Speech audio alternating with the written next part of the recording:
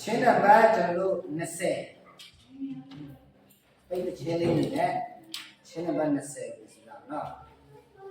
အကြောင်းမို့ကျွန်တော်ကိုတော့စောင့်ထိန်လေးမယ်နော်အေဝီတရေစကားတွေပြောတဲ့အခါမှာအခက်ခဲပြဿနာတွေစိန်ခေါ်မှုတွေအများကြီးရှိမှဖြစ်ပါတယ်သို့တော်လည်းပဲဖြစ်သမျှမှာမကြောက်ပါနဲ့ရှားရှင်ကကျွန်တော်နဲ့အတူစောင့်ထိန်လဲပါရှိမှဖြစ်ပါတယ်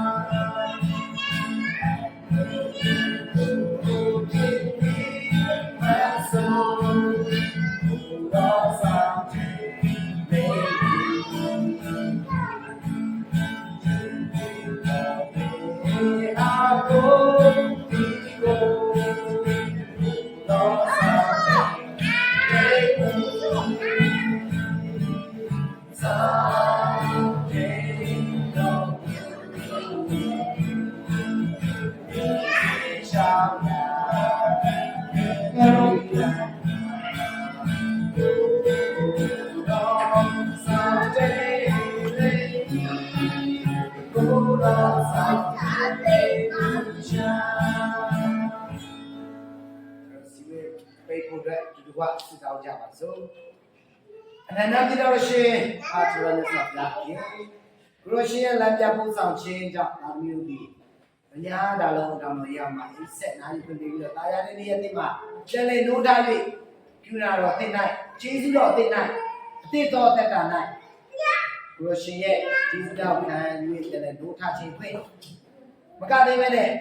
နည်းနည်းကိုလည်းကျွန်တော်တို့ဒီနည်းနည်းရအောင်အားဖြင့်ကိုတော်ထန်နိုင်မိလာရပြချင်းအဖြစ်ကျွန်တော်စတင်ရတဲ့အတွက်ဘုရားချင်းတင်တယ်။ရှေးကသာသမီတို့မှာရှိလာတဲ့ပြည်နယ်ဆန်အားနဲ့ချက်တော့ကျွန်တော်တို့ရှေးလူဖြစ်ရှင်းပြီးတော့စုတောင်းတများကိုဘယ်လိုလိုနဲ့ညီနာတယ်မှာစားလို့ပါ။ဒီကျွန်တော်ဒီနေ့မှာဈာနာခဲ့ရတဲ့တုံ့ပတ်တဲ့စကားအတိုင်းပဲသာသမီတို့ဒီခက်ခဲကတနာမျိုးစုံကိုဒီလိုလေးတရားဟောကြားမဲ့နေရာများမှာ